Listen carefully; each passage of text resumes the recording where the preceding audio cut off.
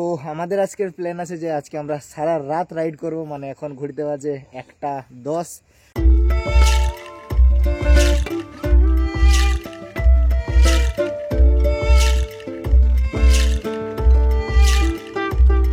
এখন আমরা কাঁথির marine drive রোডের উপরে আছি, আর এই রাস্তাটা সোজা চলে যাচ্ছে দীঘা।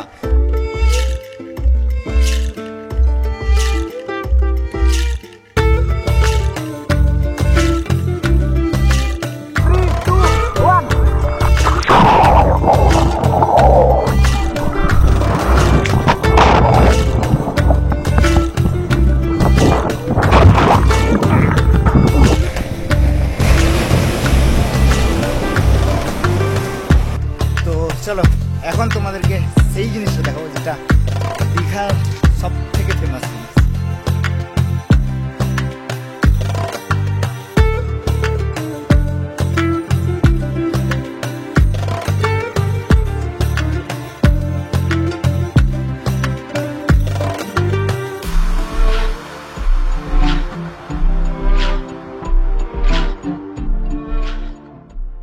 তো বন্ধুগণ, ফাইনালি অনেক লম্বা একটা অপেক্ষার পর ফাইনালি আজকে আবার দেখতে পাচ্ছ আমরা চলে এসেছি আই লাভ ওল্ড ঝাড়গ্রাম। মানে আমরা এখন আছি ঝাড়গ্রামের মধ্যেই। আজকে আমি আর এই যে রাহুল আছি। তো আমাদের আজকের প্ল্যান আছে যে আজকে আমরা সারা রাত রাইড করব, মানে এখন ঘুরতে বাজে 1:10, আর আজকে আমরা সারা রাত রাইড করে পৌঁছবো একটা দারুণ ডেস্টিনেশনে। তো চলো সঙ্গে থেকো আর দেখতে থাকো।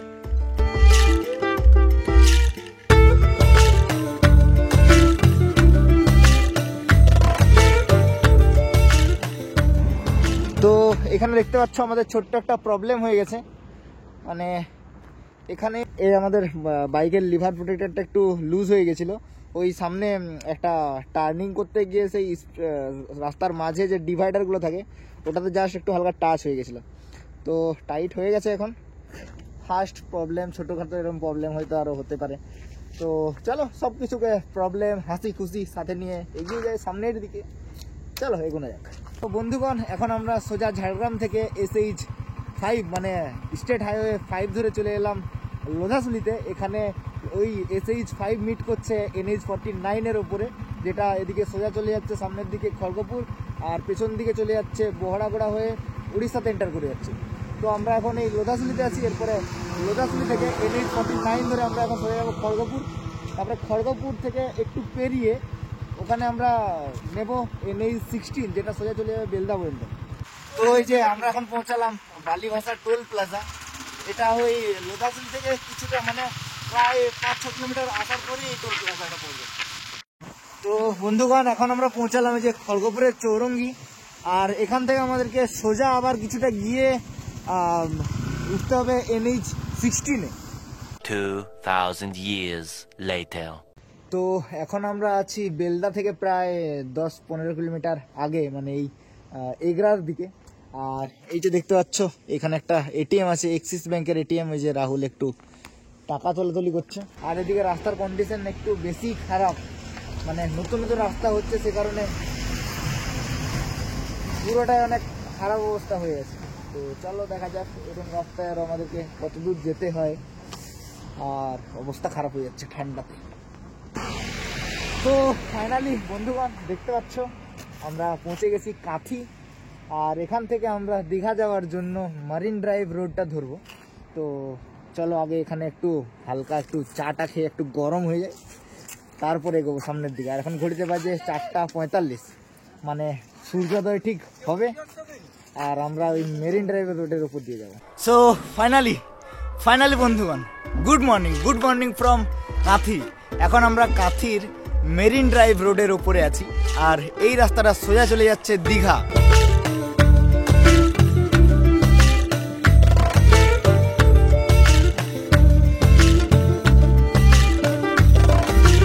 ওই যে ওইখানে দেখো লেখা আছে, এখান থেকে মন্দারমণি 10.8 কিলোমিটার, তাজপুর লেখা আছে 14.6, আর দীঘা হচ্ছে 33.7।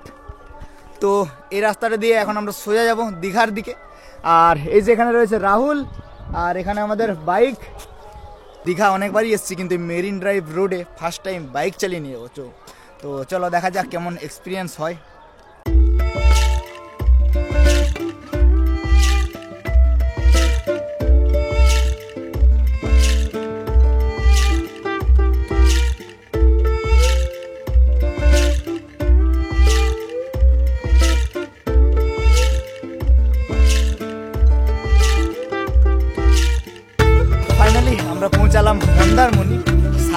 বাইক চালানোর পরে হঠাৎ সকালে যখন এরম একটা সুন্দর ভিউ দেখতে পেলাম, তখন যা সব ক্লান্তি, মানে সারা রাত বাইক চালানোর সব ক্লান্তি সব এক মুহূর্তে দূর হয়ে গেল।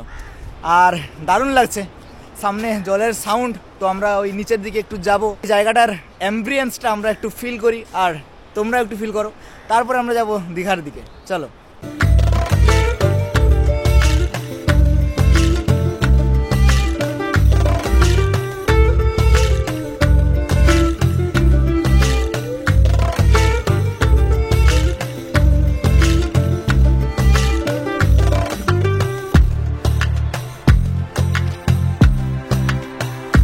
পুরানো মাল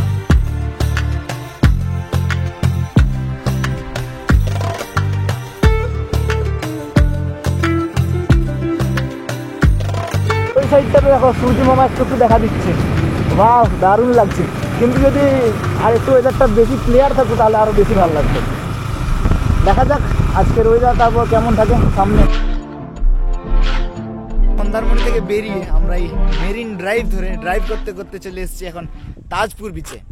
আর এখানের আশেপাশের সিনারিটা দেখো, এই সাইডে পুরো সমুদ্র, আর মেরিন ড্রাইভের এই যে রোডটা এটা সোজা চলে গেছে ওই দিকে ওল্ড দীঘার দিকে। তো এই রাস্তা দিয়ে আমরা সোজা যাব। তো এখানে আমরা একটু 5-10 মিনিট সময় কাটিয়ে তারপরে আবার এগোবো সামনের দিকে।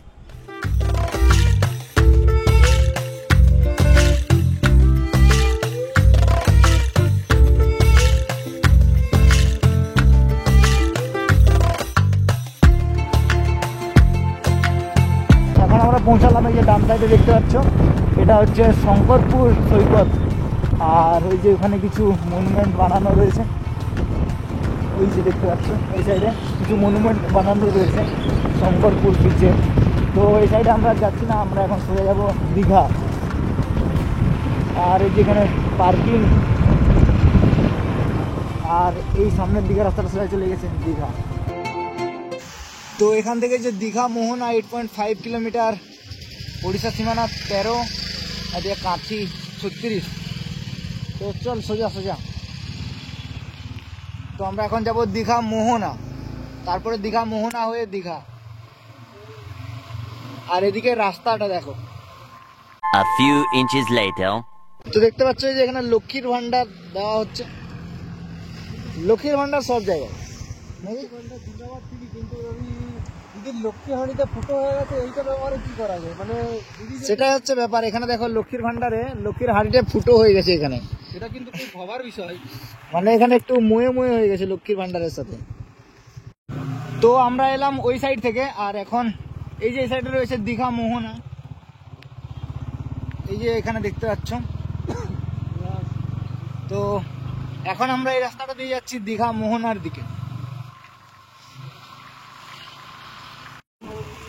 এখানের বোটগুলো দেখো কত বড় বড়। তো ওই যে ওই সামনেটা থেকে আসছে চম্পা নদী, আর এদিক থেকে চম্পা নদী এসে ঠিক এই জায়গাটাতে মিশছে বঙ্গোপসাগরের সাথে। তো সেই জন্য জায়গাটার নাম হচ্ছে মোহনা।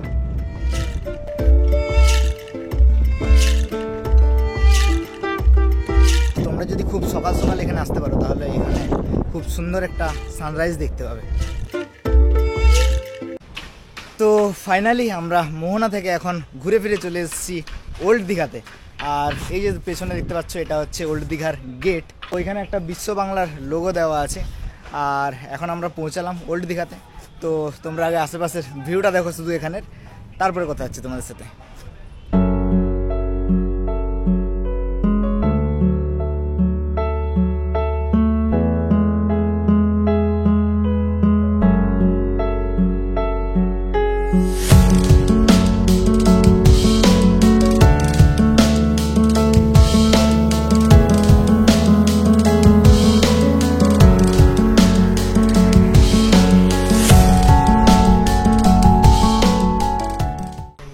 চলো এখন তোমাদেরকে সেই জিনিসটা দেখাবো যেটা দীঘার সব থেকে ফেমাস জিনিস, সেটা হলো সমুদ্রের ঢেউ। চলো দেখো, অনেকটাই দূরে আছে কিন্তু তাও সাউন্ডটা এখনো অনেকই বেশি এখান থেকে।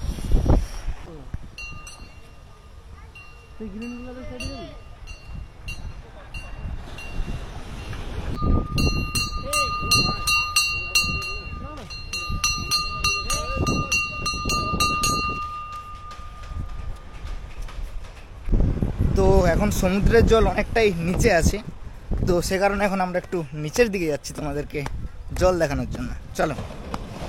ওয়াও, সাউন্ডটা দারুণ ভাই, সাউন্ডটা।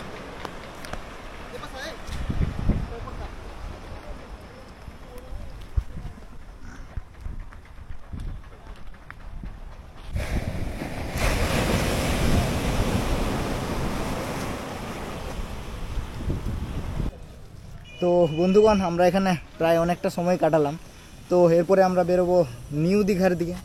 তো চলো নিউ দীঘাতে গিয়ে একবারে দেখাচ্ছি। এখন আমরা যাচ্ছিলাম ওল্ড দীঘা থেকে নিউ দীঘা, আর যেতে যেতে রাস্তার ডান দিকে এই সাইডটাতে দেখো একটা খুব বড়, প্রায় ওই পুরীর জগন্নাথ মন্দিরের মতো লাগছে। এটা ক্যামেরাতে হয়তো সাইডটা ঠিক বোঝা যাবে না, কিন্তু দেখতে অনেকটা বড়।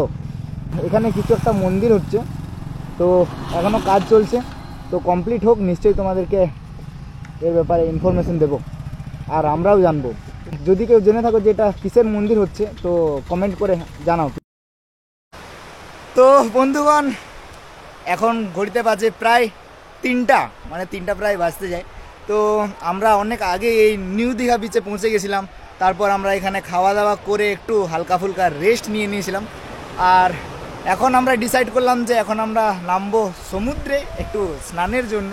তো রাহুল অনেকক্ষণ ধরেই চাইছিল যে একটু নামবো, তো ফাইনালি আমরা ডিসাইড, মানে এতক্ষণ ধরে, মানে প্রায় এখানে আধা ঘন্টার বেশি, আধা ঘন্টা প্রায় 1 ঘন্টা বসলাম এখানে, মানে দেখে দেখে লোভ সামলাতে আর পাচ্ছি না। তো এখন চলো একটু নামা যাক নিচের দিকে, তোমাদেরকেও শেয়ার করবো, নো চাপ। তো সঙ্গে থাকো আর দেখতে থাকো। তো ফাইনালি গাইস আমরা নামছি সমুদ্রে। এই যে এখানে আমার রাহুল, ভালুক চিলওয়ালার রাহুলও নামছে আমার সাথে। চলো যাওয়া যাক ভেতরের দিকে। স্রোতটা দেখো জলের।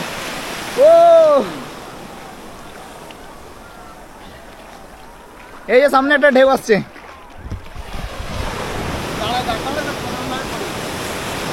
তো এই দেখো, এই যে সামনে থেকে আরেকটা ঢেউ আসছে, এটাকে দেখি কিভাবে বের করানো যায়।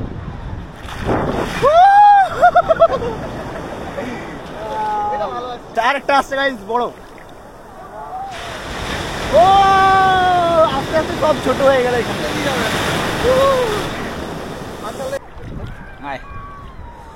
পিছন দিকে ঘুরাও।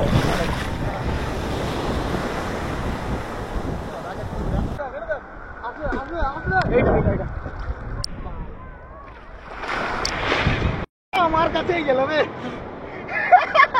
আদিবাসী হেয়ার অয়েল, আদিবাসী হেয়ার অয়েলের, আদিবাসী হেয়ার অয়েল গাইস, না পেট অয়েল, পেট ভালো, আদিবাসী পেট অয়েল গাইস। আমি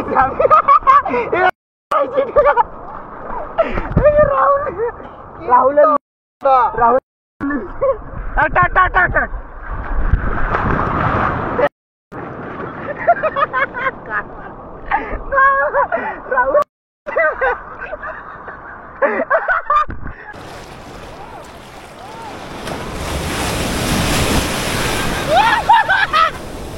ওয়ান, নিচে নিচে নিচে, 3, 2, 1।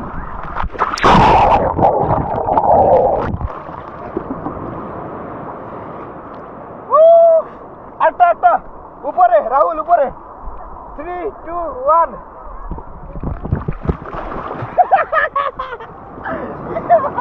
তো আমরা অপেক্ষা করছি আরো 3টে বড় বড় ঢেউয়ের জন্য। এটা হয়নি, এটা ছোট পেরিয়ে গেছে। এটা গাইস কনসিডার করা হবে না, এটা কনসিডার করা হবে না। ঢেউ হিসেবে ওই যে এটা আসছে, রাহুল আসছে 3 নাম্বার, আমাদের 3 নাম্বার ঢেউ আসছে। এটা উপরে আমরা পেরোবো, আর একটা নিচে যাবো, আর একটা উপরে যাবো। চল, এটা একদম উপরে যাবো। 3, 2, 1 স্টার্ট।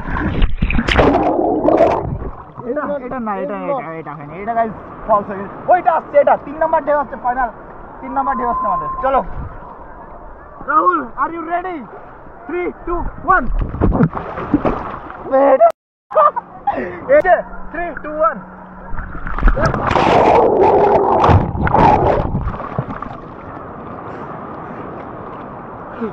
রাহুল লাস্ট উপরে। চল 3, 2, 1।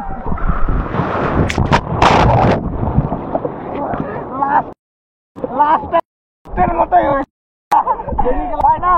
ফাইনাল এর লাস্ট। ও 3, 2, 1।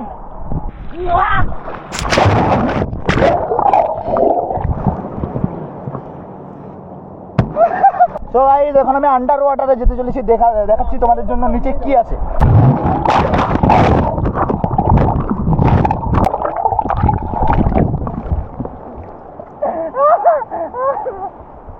তো গাইস এখন একটা আমি ডিগবাজি মারতে চলেছি। রাহুল দাঁড়া, এই ঢিউটা মারো। উঠি যা।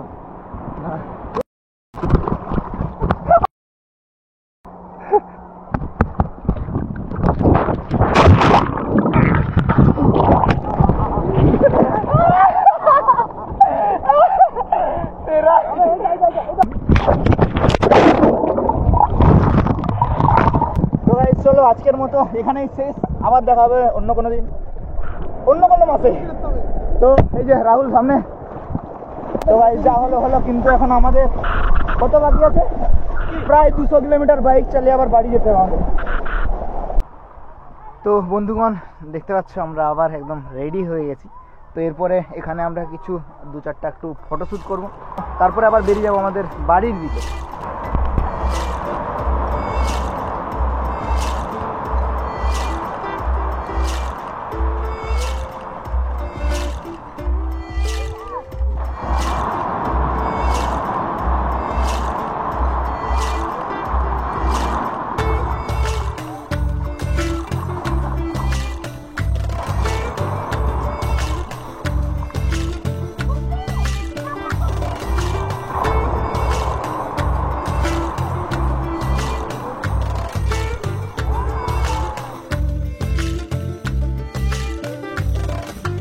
তো বন্ধুগণ তোমরা দেখতে পেলে যে আমরা আজ রাত 1টার সময় বেরিয়ে আজকে আবার রাত 9টার সময় এই আই লাভ ঝাড়গ্রামের কাছে পৌঁছে গেছি, মানে আমাদের শহর ঝাড়গ্রামে পৌঁছে গেছি। তো টোটাল মোটমাট আমাদের 20 ঘন্টা জার্নি হয়েছে আজকের, মানে 20 ঘন্টা প্লাস আগের দিনের, মানে প্রায় 40 ঘন্টা মতো ঘুম হয়নি। তো ঘুম না হওয়ায় একটু অবস্থাটা এরকম হয়ে গেছে। তো যাই হোক, ভিডিওটা কেমন লাগলো কমেন্ট করে জানাও। আর কিছুদিন পর আবার নতুন অনেক ট্যুরের প্ল্যান হচ্ছে, তো দেখা যাক কি হয়।